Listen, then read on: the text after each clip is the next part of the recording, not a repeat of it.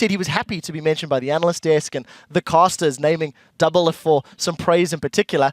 They are the team that has the chance to play spoiler in this group, because if they take a win off Alliance or Cloud9, it's going to be difficult. Doublelift, what's your take on KaBuM and their shots? And I mean, now that KaBuM has lost their chance of making it out of groups, it's kind of sad, but it's also really scary because now they have nothing to lose. I mean, they've been playing really standard in their previous games, but now they can play with kind of no regard and just kind of ignore risks, make these really aggressive plays. Yeah, we'll have to see how they do. They are up against Cloud9. They're sitting at 2-2. They had 2 good games. They had 2 poor games. Doublelift, just want to shoot to you really quickly. The Talon and Tristana picks from the last game against Shield for Cloud9, very questionable. What's your take? Oh, God. Yeah, I really hated that. Talon Tristana to me has absolutely zero synergy. Talon is a champion that wants to fight mid-game, and Triss is a champion that has a dip in mid-game power. So there's really no coordination between those 2 champions. I really hope Cloud9 picks up their pick and ban phase. I think the Cloud9 pick and ban phase looked kind of weak, but I don't think that's going to be a case anymore. Lemon does have that nice notebook, and I think he's going to fix everything. And then the game against KaBuM is going to be a showcase of what they're going to do later today. We'll have to see how they handle themselves. We're going to throw things over to the trio of casters to take us into game number 1. Thank you very much, Quickshot. And hello, ladies and gentlemen. I am Lee D-Man Smith, and of course I'm joined by Rivington Bislin III and Martin DeFicio Lunga for the first 3 games of the day. Exactly, and KaBuM, first game of the day. They have Alliance later on as well. If they manage to win one of those games here, they can completely destroy it for either Cloud9 or Alliance. It's going to be exciting. Showing some love to the crowd with the flag as well. Really paying back respect because the crowd, they've been cheering the whole time, and a lot for KaBuM as well. Yeah, KaBuM absolutely enjoyed their time here in Singapore. Had the support of the crowd, of course. Let's get straight in towards those starting lineups. Starting out on the blue side for the Brazilian international wildcard team, KaBuM eSports. In the top lane, of course, is Lep.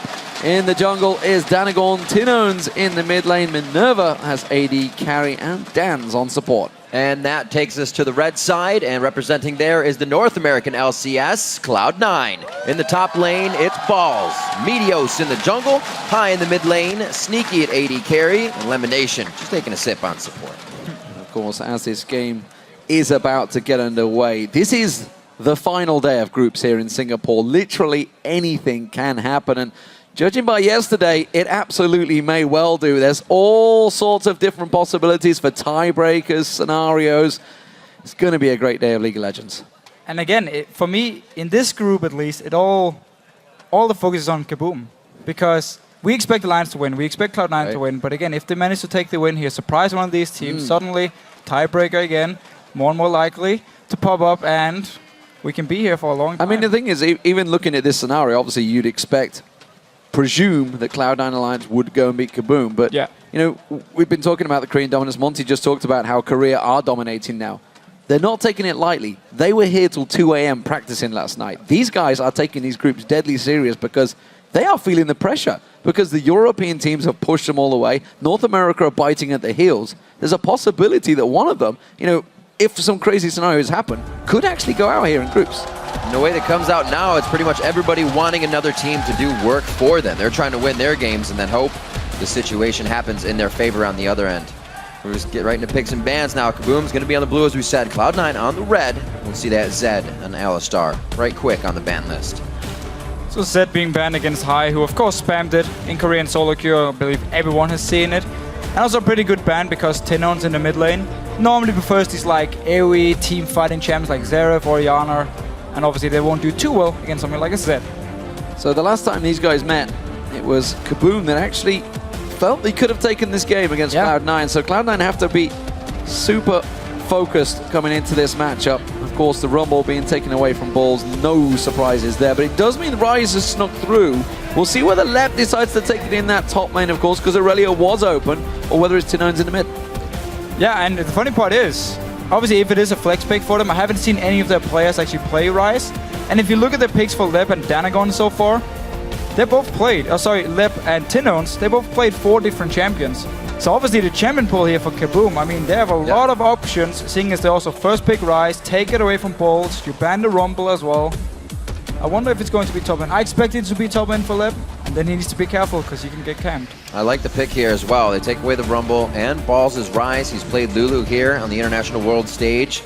as his 3rd champion. So it'll be very interesting to see what they lock in for him in the top lane to feel comfortable. Meteos as well has his choice to go for Kha'Zix here if he wants it. Yeah, I think we will see a Kha'Zix, obviously with that Lee Sin banned out. Danagorn, you know, he stepped up yesterday in terms of pressure. He was actually starting to support Lep very well. He was around the map, got that smite steal, of course, as well. So there's a lot of big plays by him. But as we just heard double lift, Lucian, probably one of the strongest AD carries out there right now, has been locked in for Sneaky, and of course Meteos will take that Kha'Zix. Yeah, and as Doublelift also said, Lucian right now, he doesn't fall off in the mid game like Tristana, who would be probably the 2nd strongest AD carry from what we have seen so far. And it's all about this mid game power spike in Singapore. Every single team, when you have the mid game power spike, it's one of the reasons Rumble has been so strong. You can win the first few Dragon fights, so you can get the goal lead and just snowball the game completely. For KaBuM here, the fact Lucian is gone and it's been Minerva's most played champion could be a big issue because he needs it actually to dominate the bottom lane. Oh man. Speaking with KaBuM yesterday, they did say mid-game is kind of where they fall off, so a spike would be fantastic for them to be able to have in that situation. Syndra and Thresh getting locked in. Good picks right here. Dances look very good on Thresh, the Brazilian crowd. They want to see him make the big plays, of course. He's known for his great skill shots as well on these supports. We saw it on Morgana as well. And Syndra for Tinones. He looked good on Syndra when he played it earlier in this tournament, and it is one of his favorite champions.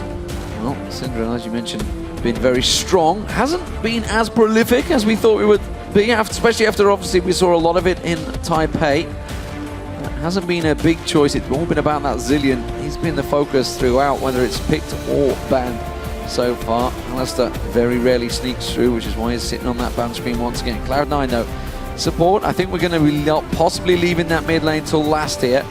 I don't think he wants to show his hand just yet. But this is some very explosive picks already from KaBuM. I mean, there's a lot of pick potential here. If Cloud9 starts falling behind or is slacking a little bit in the game, easily KaBuM can catch him off guard, and Jinx wasn't banned. Jinx was not banned. Really excited to see what Minerva can put on that.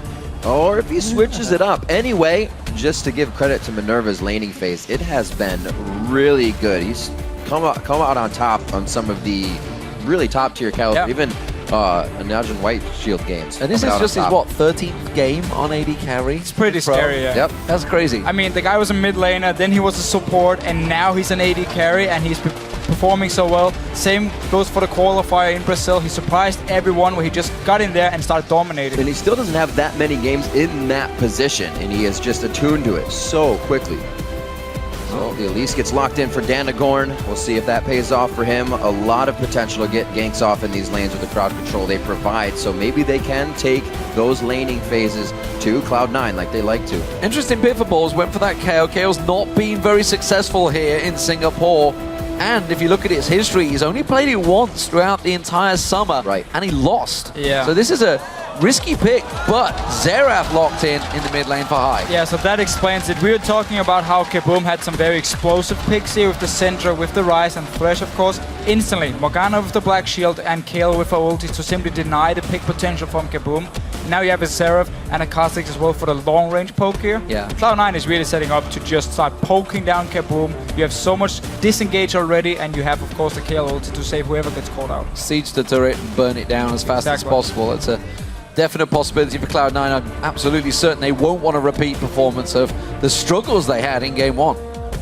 No, because it was actually a strange game. Also talking with Cloud9, they were not happy even though they won the game because they knew it was a bad start. Minerva especially was looking great down this bottom lane again, of course, because all Cloud9's focus was on Lep in the top lane, which we have seen a few times. Actually, only the last game he played was the one where he didn't get focused and he didn't even die. Absolutely. So now, of course, that the champions are locked in, they're going to be heading on to the Rift in just a moment. Who do you guys at home think will take this matchup? Tweet us your hashtags, KBM win or C9 win to @LOL Esports, and of course, we'll see which comp you think will come out ahead. This is going to be an interesting one. Will KaBuM win the vote? They have done a couple of times, but they're up against Cloud9 now. Cloud9 fans, of course, America will still be awake on the West Coast. It's going to be an interesting matchup to start it off. Looking at what KaBuM kind of does to themselves in the mid game, hopefully they don't just get pulled out. We've seen a lot of times that Minerva will do good, as we say, in the laning phase, and then you'll see him in the mid lane because the team wants to group according to what their opposing team is doing. So hopefully they don't get dictated into a game they don't want to play too early. We are on to the Rift. KaBuM on the blue side, Cloud9 on the red as these teams get a little bit of a rematch. So here we go, ladies and gentlemen. Day 4 of Singapore. All up in the air. The group stages have been very entertaining over the last 2 weeks. Who will reach the quarterfinals? It is all going to be decided today. Will KaBuM cause an upset and force Cloud9 out? If Cloud9 lose this game, they are effectively out in the group stage. It is not something they want for sure. It is absolutely a must-win game for them. Yeah, we see it in the picks as well for Cloud9. Very safe picks here, going for this siege combo as well, and looking at the picks from KaBuM and saying, okay, a lot of pick potential. Let's get the Morgana, let's get the kill here, even though Balls normally doesn't play it, but obviously they had a few weeks in Korea to practice, and we've seen a lot of new champions from these teams because that's such a long time to boot camp.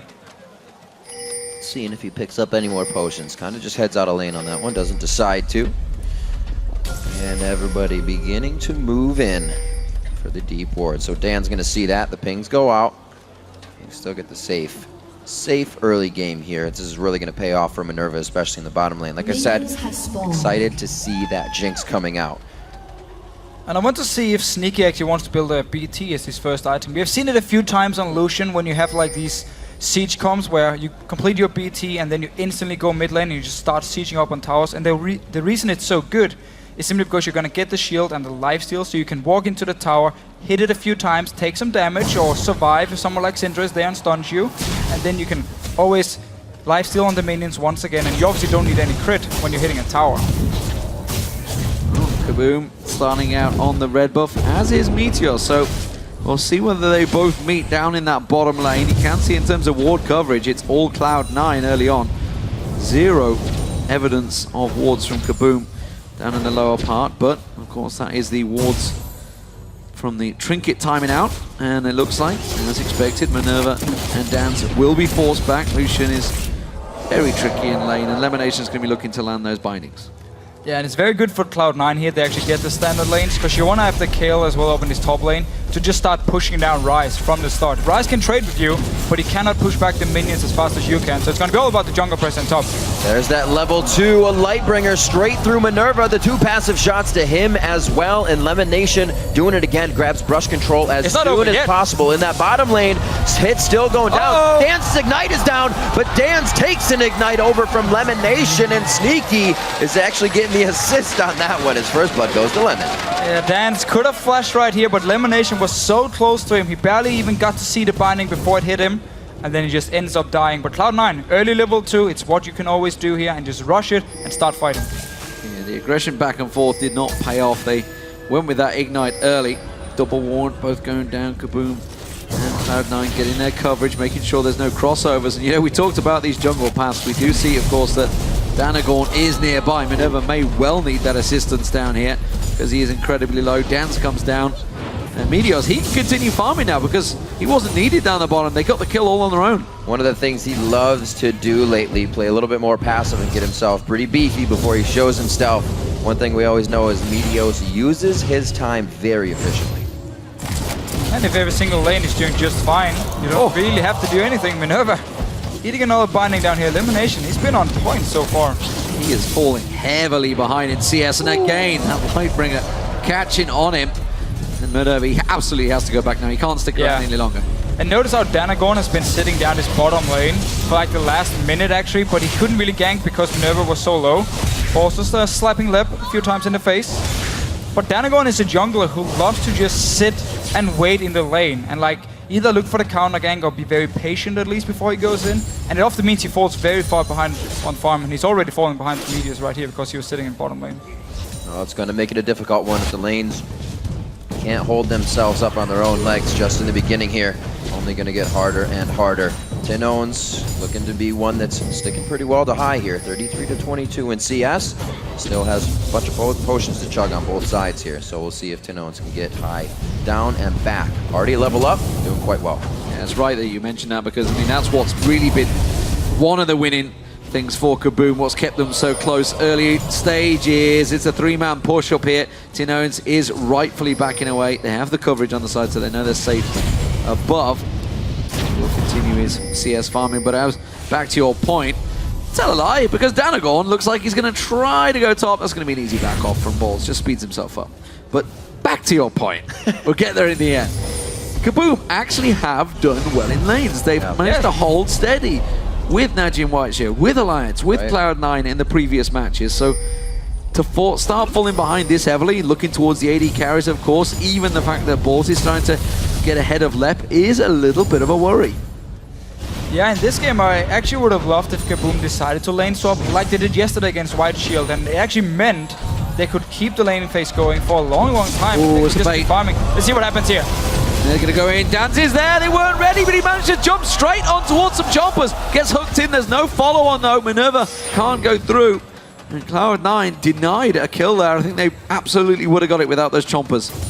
They managed to force a flash from Dance, and then some return damage onto Meteors here. And we actually just saw the voting beforehand. Yeah. KaBuM lost. Probably the first time I've actually seen them lose the voting. I did say the West Coast is still awake, and North American fans Come on, KaBuM fam. get in behind them, because they absolutely know that Cloud9 need to win this one. Don't worry, everyone here, I think the crowd is very much behind KaBuM. Well, right now, for them, pressure is difficult, D-Man. Wards so deep in the side of KaBuM's jungle. That's why we see Meteos and crew so happy and eager to get inside and cause trouble for Danagorn. Now the wave freeze here coming in as much as they can to make it that much harder here for Minerva in the laning phase. Danagon once again looking towards this top lane, so the bottom lane being ignored by him, even though they are falling very far behind. Let's see if they can get onto Balls here. Rune Prism from left, and it's good to go. it's going to be very hard. He's got Flash up. He's got himself intervention available. Here we go. He's going to have to burn anything. It's just going to walk on through. Now he may need to burn intervention. No, Flash comes out. There's the intervention. Gets home free. But the idea was actually really good from Danagon right here, because he was delaying his cocoon. He wanted Balls to flash first, and then he could try and land the cocoon. But just missed it. It was, of course, nerfed a little bit. It's a bit smaller. That's smaller range, indeed. Exactly. Yeah, that's exactly what it is. Sneaky taking 2 tower hits there. Dan's almost catching him with that death sentence as well. Feeling quite sure of himself, diving past the turret with a bit of safety of Lemon Nation's shield, hopefully defying those hooks to come out. And Minerva doing what he can in the bottom lane. Everybody does what they can right now. Tinones could really strike up something in the mid game. That part where we have seen KaBuM fall off, bring that out with Syndra. Yeah, I mean, finally playing his favorite champion again. We've seen it on it once, and he actually looked really good in this game as well. Winning the lane in terms of farm early on, and we have seen the jungle pressure from Danagon. It was top lane, it was bottom lane, so it wasn't because of Danagon he's doing well. It's just purely one-on-one in here. This is the problem, though, that the fact that when your top and bottom lane are falling behind, Danagon's being pulled for either direction, both screaming for his help, because you can see it's almost a double CS differential between Minerva and Sneaky now. Sneaky really dominating that lane with the help of Lemonation. Yeah, he needs to put his focus on his bottom lane, because you cannot have a Jinx falling so far behind. Cloud9 can take this Lucian into the mid game, and Minerva will have to wait like 20-25 minutes before he can even join the fights. So Danagon, he needs to come down here, try and set up a kill.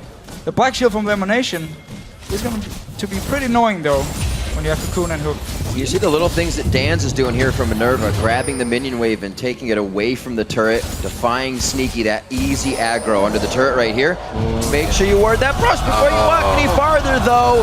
Setting up camp and a nice dark passage to get him to safety on that one. It was looking real dark there, but they get out. Managed to get out. No lane ward actually from Dance here or Minerva. He's the guy sitting with the trinket ward. It's because they've had to switch. They've switched to sweeping lenses so quickly that, like you say, there's no trinket from Minerva. He could have put it down there, but I think he wanted to get it in the river. They're so worried about Meteos' movements across the map. Yeah, it is very normal when you go back and get your sidestone, you then swap to sweeping lane as a support. And look here on Minerva. He has a special little build on Jinx where he actually rushes Ghostblade And it seems like he's going towards it. I mean, that's going to be a brutalizer probably with the longswords as the first item. See how it works out for him. Top lane, of course, we do see Balls going early Berserker Greaves with those double rings. So making sure he gets a bit of that movement, a little bit careful, of course, did use that flash early on. There's the culling going down on Minerva, the entire chunk going down, forced out the summoner heal just towards the end to make sure there was no proc of damage. High, meanwhile, nice he's caught out by a stun. Oh, no ulti to follow through, though. Blue buff is just going to allow him to keep that pressure on, and then he'll throw it out. Meteos letting down the pinks, or using the pinks that have already been laid down to start clearing out. 95 to 83 in that lane still. And you can start seeing the difference. This is where the pressure, Danagorn, is being pulled from every direction. He's falling behind Meteos right now in terms of farm. Meteos is quite happy. He can just keep on clearing that jungle as quick as he needs to, because the lanes, simply put, don't need him. He's just supplying the vision coverage that's required from him, but that is it.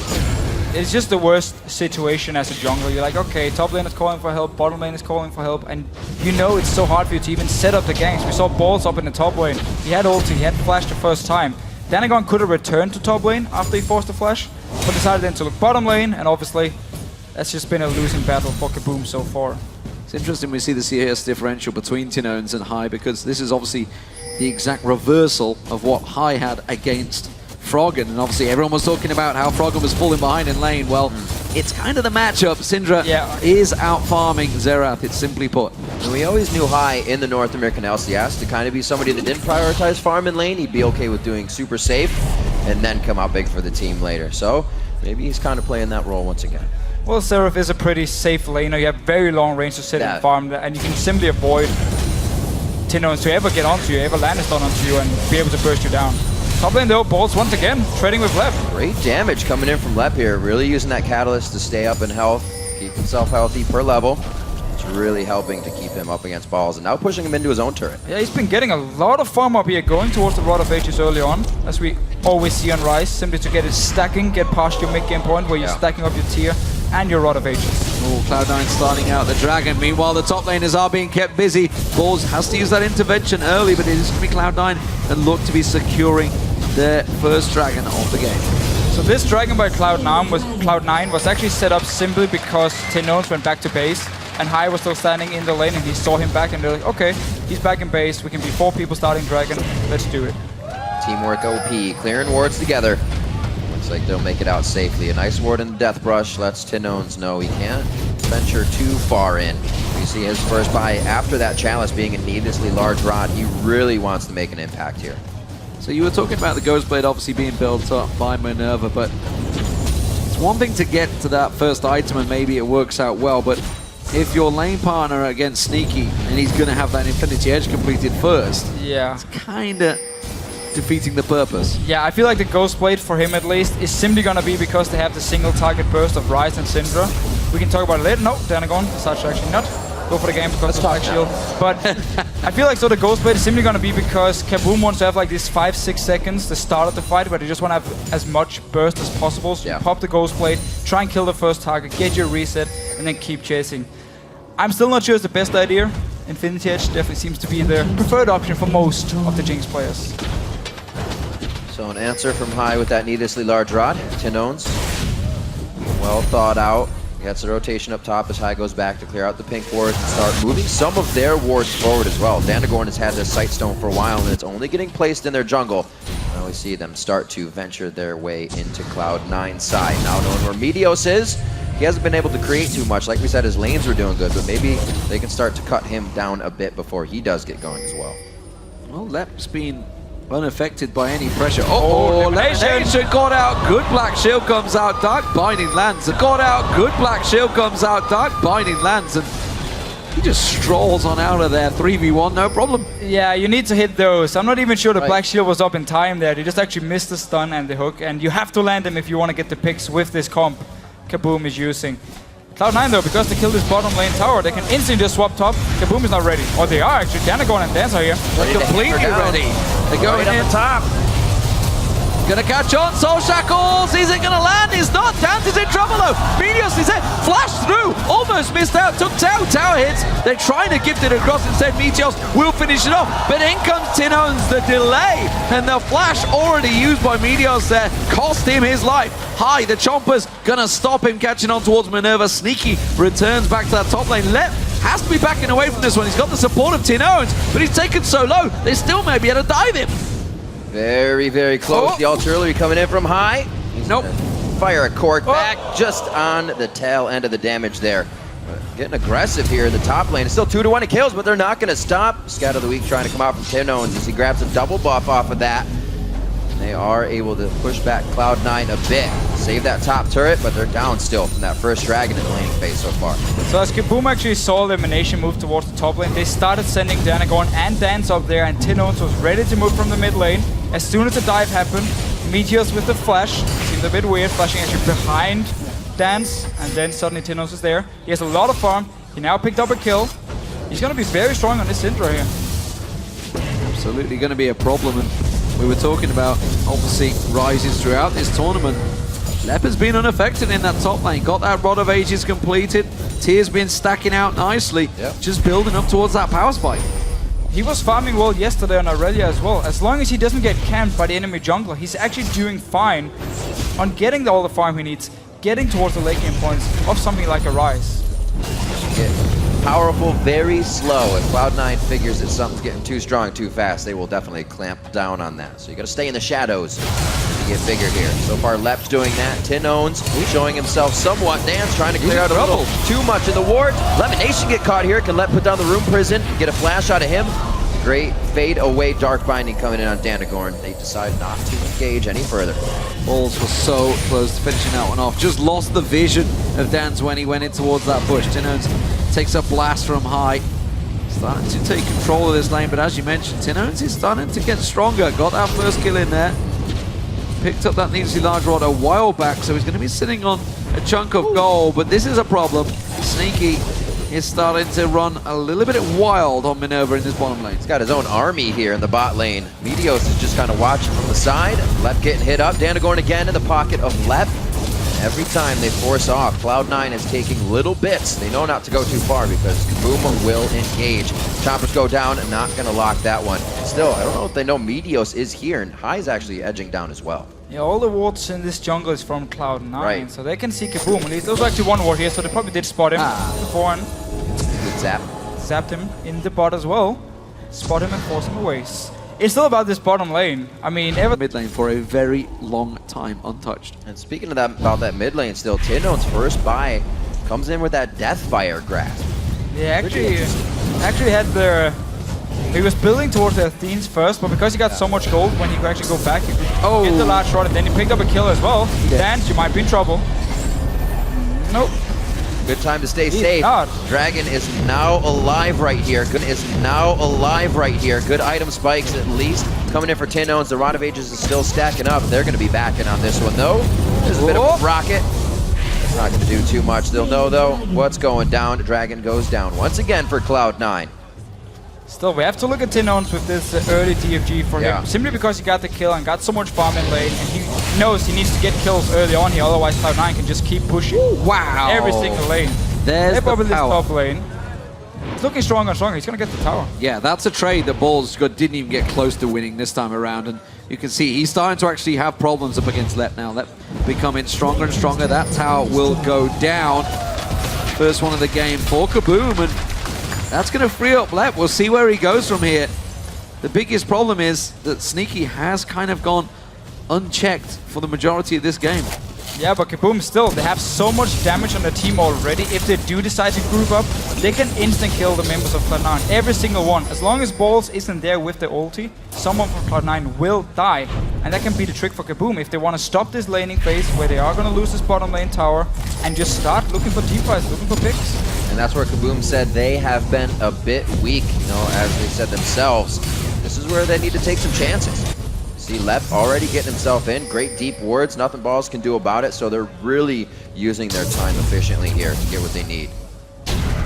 It's a 3v2 push in the bottom lane. Tinons is coming around, but he will be spotted out by wards, which is why we see Cloud9 immediately Step away a little bit, got to be careful. Yeah. Try and catch him out around the side, but Tinones really can't leave that mid lane. They may try and set up something on high though. You can see Danagon is ready and waiting to go. Can he land that cocoon? No, nothing thrown out whatsoever. Oh, finding. Nope, not going to go through that black shield.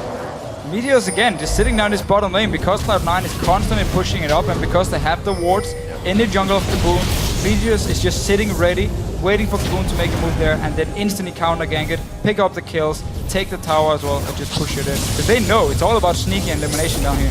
I'd love if we had a counter on top of wards these days, because that pink ward in that mid lane has been there for so long. They've cleared so many wards. Yeah. KaBuM keep putting a standard ward on top, and then it's cleared away again because it's being defended by high every single time. Top lane brawl is continuing. Lep is continuing to push balls back. They're trying to get towards that tower, but I think he may well be better served getting involved with his team, because they are slowly losing this battle down the bottom to Cloud9. Yeah, they need to have some wards actually behind Cloud9 when they're pushing down this bottom lane, so Lep can teleport in, flank around them, and then start the fight. Get an easy kill. If Elimination puts the black shield onto Sneaky, well, kill Elimination then. Simple as it is. Well, they definitely have the double sight stone to keep warding as much as Cloud9 is. Replicating those wards isn't going to hurt. They're keeping the same vision, and they're keeping themselves at least in a bit of defense. Still long-range poke, we said, is going to come from Cloud9, and that's what they're utilizing right now. Oh, nice. A quick repel, that's going to be the teleport coming in from Lep. Will they decide to initiate? The box is really disengaging Cloud9, but like we said, they're able to stay on the outside. Boss goes down immediately on that one. The intervention is down as well. Do they have a chance to follow up on this? Looks like they'll take it, and they'll leave it. And look at that burst here from Tinones on Syndra. As soon as the ulti from Balls was gone, blowing him up instantly. Lep sadly couldn't actually teleport him behind. He had to join the team in the middle of the fight, so no flank from him. Didn't get around, but it does mean Cloud9 take themselves the second turret of the game, but a little bit of a warning sign for Cloud9 there. You get out of position, don't have full coverage, you will get burst down. Yeah, it's a bit of a messy fight at first here. I mean, Cloud9, they want to obviously poke from range, get Danagon really low. Was a good binding from Elimination at first, but then the real fight starts. Balls teleporting in the middle of KaBuM, and as soon as his ulti is gone, well, you're dead. Overall, a great box from Dan's there. The team was like, sorry, Balls, you're on your own, buddy. 2 minutes coming up onto Dragon. We'll see if we can get KaBuM to get those forward wards out. Most of them are going down to their own jungle now, except for what Lep has done on the top side. Again, that pink ward able to clear out another one. Pretty sticky position here. He's going to try to walk around the choppers. He says heal. Thank you very much. He's still taking good damage from Minerva. He's going to get out with half health on this one, just due to that level difference. He wasn't taking that much damage. He finally got the pink ward down. But High nearly lost his life defending it there. That was a very close. And good chompers that forced him to run around. It has put Cloud9 in a sticky situation off the side here. The stun goes down. Meteor's caught out on it. Elimination in trouble. The rocket's coming through. Repels away. Danagon trying to give chase. Elimination getting away. This has given up the top tower to Balls. They do finally get the kill on the support, but to lose a tower and potentially the mid as well, because Sneaky is still pushing. They could lose everything here. Yeah, so the plan for KaBuM was to start grouping, look for these picks here. They got Elimination really low, and then ended up chasing him. Will give up this mid tower as well. Oh, you died as well. Danagon indeed. Getting crumbled up on that one. Cloud9 starting to gain a little bit too strong of a foothold. Yeah, as soon as Lep left the top lane here, Balls was like, okay, I'm just gonna go take the tower, my team can handle himself. You don't really mind sacrificing your support if you get 2 towers for it.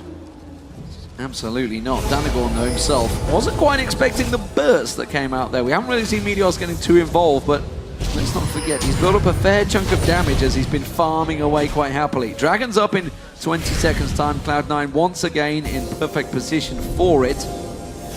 Check in, no wards. There's not really been any wards in that entire river area from KaBuM for the majority of this game. It's been a problem for KaBuM in pretty much all the games. Like, they are falling very far behind in terms of warding. We don't see as many pink wards because they don't get the same amount of gold as the other teams, because they lose a lot of the objectives, they will lose the dragon. So it becomes really hard to keep the wards up. And it might be an in their own head thing, knowing that they're weaker at this part of the game and they don't want a dragon, but it only starts to hurt them more when they believe they're staying safe. 3 of 3 dragons now going over to Cloud9 with an 8,000 gold lead. Those items are being finished up on the side of KaBuM, but they're not getting in the fray to use them. it's strange that it is something we see, and we have seen throughout the year, that step up in skill level tends to be hitting the vision control. Yeah. It's like the lower teams don't generally think of it or don't pursue it so heavily. They focus on the lanes, the kills, maybe getting an objective after you're lucky, rather than setting up 2, 3, 4 levels, maybe 3 minutes in advance, which you do see sometimes, obviously, these Korean teams and obviously the Western world teams we've seen a couple of times throughout the world starting to think way ahead of the situation that's currently being played out. It is just so important that you can pre-plan your own moves, because it's how you catch the other team out of position. It's how you surprise them, and suddenly, even though you're behind, you get the one pick you need because you had the wards placed around the Baron already, and that's how you get back in the game. I mean, just look at Nigel White Shield against Alliance, game 1. Alliance 7-0 in kills, and yet White Shield dominated the map in terms of wards, got all the picks they needed, got back in the game. For KaBuM, they need to really learn where to ward and when to buy the wards. Even if you are behind, you need them to get back in the game. Owns now with that Void Staff, he could definitely zero somebody out, but now Ball's bringing in the Zanyas, so he can easily focus intervention onto somebody else. It's got to be the right pick at the right time here for Owns. Well, we do see, of course, Owns has the power to pick someone off. We'll see if he can land it. The stun on high is not followed through because he was dodging the stun. Oh, look at Lep here. I threw out Cocoon, blocked out. They're going to go in. Lep can get in there. He's got the power. There's the stun. Elimination blown apart. The rocket doesn't quite down sneaky. But Cloud9, they have to back away from this tower. They have to respect the power KaBuM have. And this is where Minerva can start going off. Going to get these resets now. They're going to be able to start taking down turrets pretty quick. They have an efficient team to do so. Good wave clear and good ability to stay up. Sneaky going down. He got caught out. High gets locked up by Dance making the plays. KaBuM comes up with 3, and they're going to be taking the mid turret as well, possibly. Meteo's doing what he can on the side. They're going to say, we don't need minions. This one's going down too. They've got another wave coming through. They could just keep going if they want it. There's a long death time. It's still 13, 20 seconds on the 2 carries. No, we're going to see Lep teleport away because Balls was trying to sneak in that back. He was trying to push that wave down the bottom, but now he's being clapped upon. He's going to get caught out. The Cocoon not quite landing. Doesn't fancy Balls taking one-on-one there. Danagorn repels away. Nope, don't want none of that. This is the Cocoon here, but wow, KaBuM, once they group up here, they have so much damage and insane pick potential. And Cloud9 not respecting it here, just get caught out of position. KaBuM instantly responds, kill them, gets 2 towers. Suddenly, goal lead is only 5k. 5k. And I say only 5k, still a bit. They're creeping back on that. We've seen many games sway from 5k and just go the other way instantly. But that is something that's going to now be in the back of Cloud9's mind. It's like, whoa, hang on a minute. Couple of flashes, couple of catches, 2 carries go down, 2 turrets mid gone.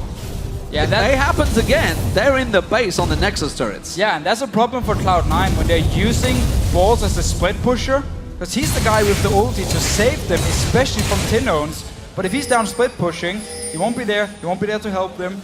KaBuM at the moment can have Lep just stand against Balls one-on-one once he gets his teleport ready again, and he should be able to hold the waves. And then it's a 4 versus 4 where Tinons is really looking scary. We talked about Dan's trying to make those plays as well, caught out with a dart binding this time, and then another stun. He's going to get focused. The stun on Sneaky, not going to get backed up. What I was about to say is Dan's was the man that hooked high. He was the man that led that all the way going through. Of course, Tinons' flash stun was pretty impressive as well. A lot of aggression. Saying KaBuM, they need to get themselves into the fight, and they did not hesitate to do so.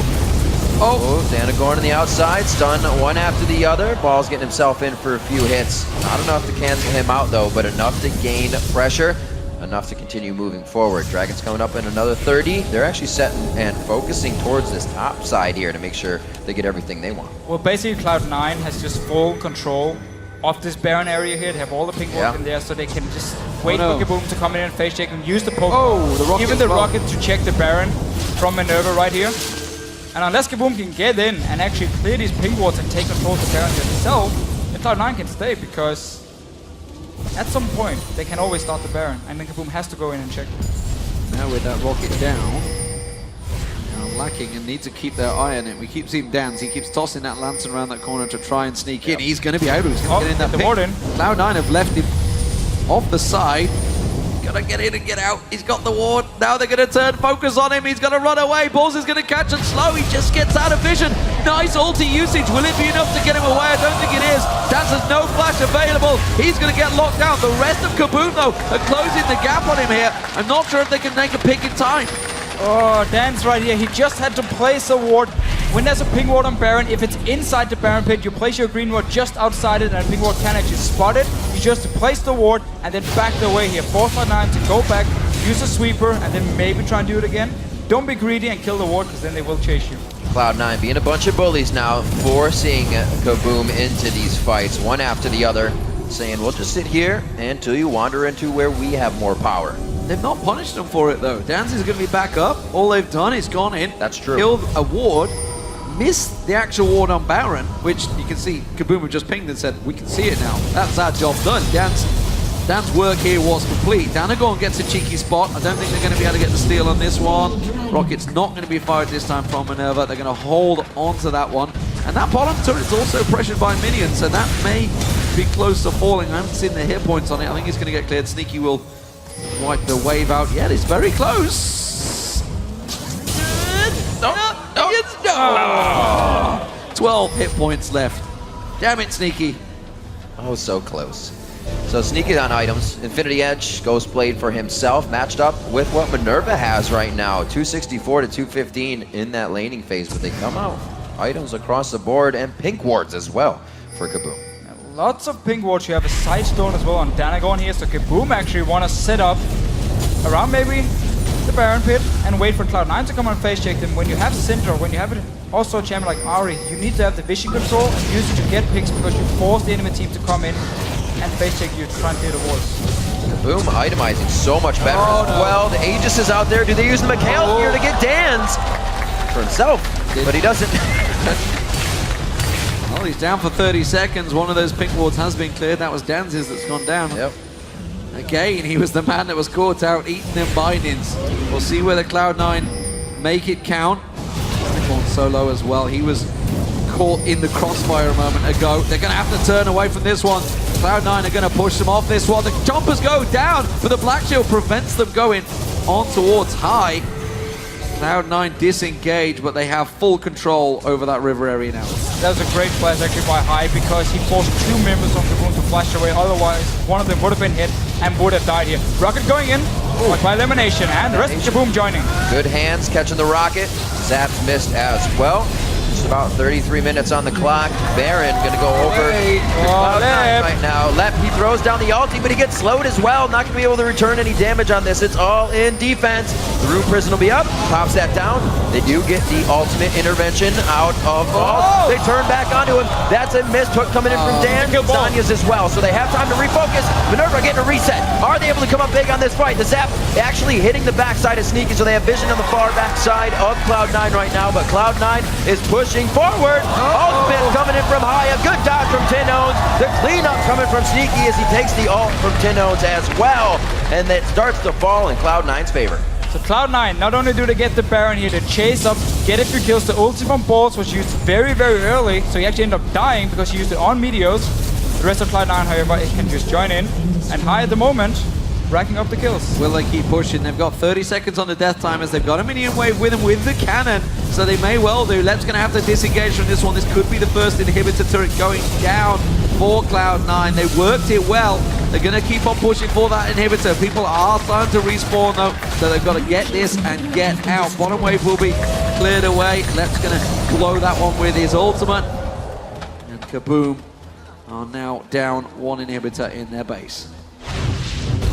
Let's just see it One more time. So Lep actually runs in, but he's too late. The Baron is already dead, and KaBuM don't really want to fight, so he's forced to just try and run away. Rejoins here, his team comes in. Actually, very nice flash cocoon from Danagon onto Balls. And Ulti's already gone.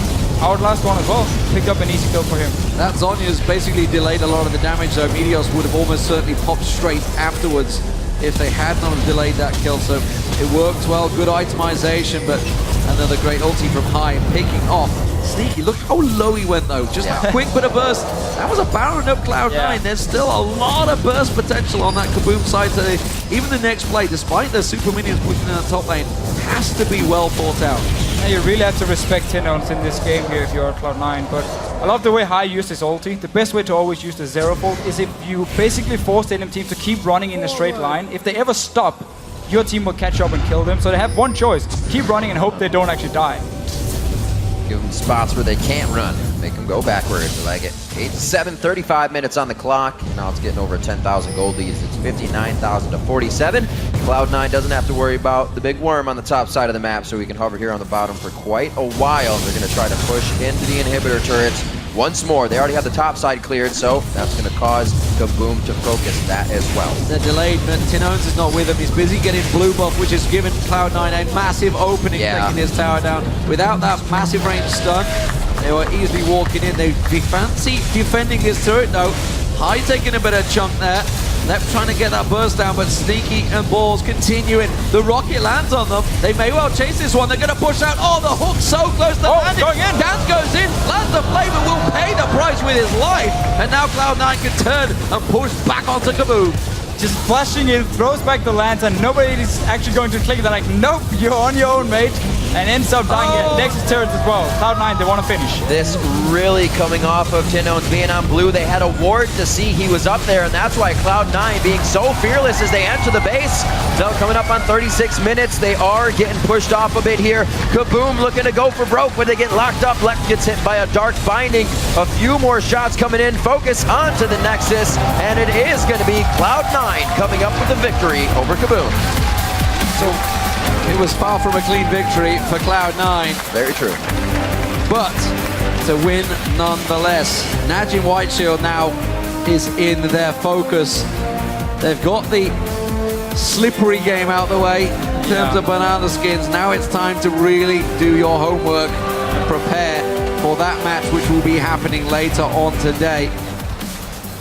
It was a risky game though. They showed once again KaBuM. They had the burst. They caught them out in that mid lane and they pushed and took them 2 towers. And once again, we saw the tactic against KaBuM was actually for these teams to play extremely safe, stick to a laning phase as long as possible, keep split pushing, spread KaBuM out, don't let them group as a team.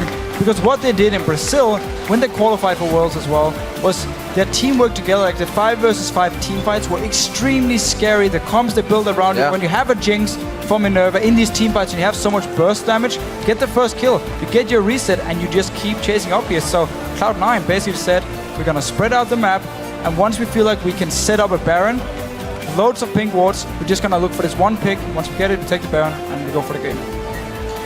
Working on being dictated in the mid game is just all KaBuM has to get out of their system. Understanding what to do then, and literally they will be a team to be reckoned with across the board. We see the laning phase, even when they're having trouble in it, they come out very strong. And it's just the coordination of the teams that really can get under their skin. Yeah, Cloud9's position, they are 3-2 in the table now, tied with Alliance, who, of course, Alliance will be playing KaBuM in just 2 games' time. It's a lot of pressure in this group on really all the teams. You know, obviously the first game we were looking at it, Alliance losing to Cloud9. Oh, everything was blown open, but it is all back on the cards. And now with Alliance taking down Najim Whiteshield yesterday, there's a lot of pressure on those guys. That game's going to feel good to get out the way. While it was a little bit tricky, it is a win nonetheless. And they're going to be very confident in the fact that they can go into the next game and know that their fate is very much in their own hands rather than having to rely on others like Fnatic will, of course. Fantastic stuff, ladies and gentlemen. Great game to start the day off. Now, though, let's go over towards the analyst desk to take us through Cloud9's win. Thank you very much, D-Man. And not exactly the most convincing of wins from Cloud9. A few missteps, a few misplays. We saw the Kale coming out as well. Interesting pick. Monte Cristo, what was your take on Balls and the picks and bans? Okay, well, coming into this game, we talked a little bit about Cloud9's picks and bans, which are normally quite good, which is, I don't remember the last time I was actually questioning Cloud9's pick and ban phase, but at Worlds, it's been a little bit rocky. And just the draft in general, they had an opportunity to take Syndra in their first round, and then it kind of fell off. And the Kale pick was really quite bad in this team composition, because if you're trying to set up for some sort of like poke composition, Kale just doesn't do anything at all. There's no one really that should be protected by Kale if they're already on your back line, you're going to lose the fight regardless. So if you're going to take the Kayle in the top lane, I would have said take Talon in mid lane. If you're going to take the Xerath in the mid lane, I would have said take Lulu or Mundo up in the top lane. Just build some more synergy with the poke, be able to have a tank or another long-range poke champion in there. And Mundo does really well against Ryze in lane. Just bizarre picks. Yeah, definitely. If they wanted to go with the Kayle, I agree with the Assassin mid or something that goes in mid. Because the Kayle works very well against Syndra. It basically stops either Syndra ult or it stalls Syndra from ulting. She can't just do it when she wants. So picking a Talon or like, they didn't have anything to set up Yasuo, but something where it's like an assassin, high engaged champ, that sounds like a champ they should have picked. Right, and Kayle, if you just watched that game, Kayle didn't do anything. Balls went in, teleported in, ulted himself, and then died, like every time. I would have liked to seen a Mundo, honestly. Yeah, the Mundo would have been great. We have not seen Mundo in this stage, and I don't know why. The previous stage in Taiwan was all over this champion. Freddy's Mundo in particular was incredible. He was doing excellently, and especially against a triple AP comp. We know Balls plays as champion. Like, this is a really strong pick, and in the poke comp, cleavers are pretty deadly. Maybe they're just having a little bit of fun with their team comp, experimenting, showing some cards. Just very quickly, Sneaky looked pretty solid in the laning phase with that Lucian. Care to comment on his play? Yeah, that was a really rough matchup for KaBuM. When you're playing Jinx, who has actually no ability at level 1, rockets don't really count. Rockets are an auto attack. You don't want to get pushed in. If you get pushed in, then you're essentially just down an ability in the level 1 or level 2 all-in, which is exactly what Sneaky and Lemon did. And he just didn't really seem to understand how to lose lane gracefully. He took too much damage before he ended up getting those nukes like Zap and Traps. So just misplay by Minerva and Dance. Well, a lot of pressure on Cloud9's shoulders. They're going to be looking at the other teams in their group and watching the results of Alliance. We're actually going to throw over to Shox right now, and she's standing by with one of the winners from the game. Thank you very much, guys. Amity joined by Cloud9's High after that win over KaBuM. High, in theory, this should have been maybe a faster game for you guys, but KaBuM put up a good fight, so what kind of went wrong for you? Well, I think our team played a little bit greedily. We had a huge advantage, but everyone just wanted to keep doing their own thing instead of grouping and working as a unit. And that caught us off one time really bad where we lost 2 turrets, got like 3 kills and all of that. So we just weren't playing collectively as a team, and that kind of hurt us for a bit. Well, in theory also, this should have been a good warm-up game for the game that is coming later versus Najin Shield. It's so important. So how does that change your attitude going into that? Well, our next game is going to be much harder, and if we play the same way, we'll probably lose. So we have to pick up our game really bad and get our butts into shape, basically. We have to play our hardest next game and our best for us to be able to win. Yeah, well, looking forward to that. Thank you very much and good luck. Right, we're going to step away for just a moment, but when we come back, North America's LMQ takes the stage for a second chance against Korea's Samsung Blue. Don't go anywhere.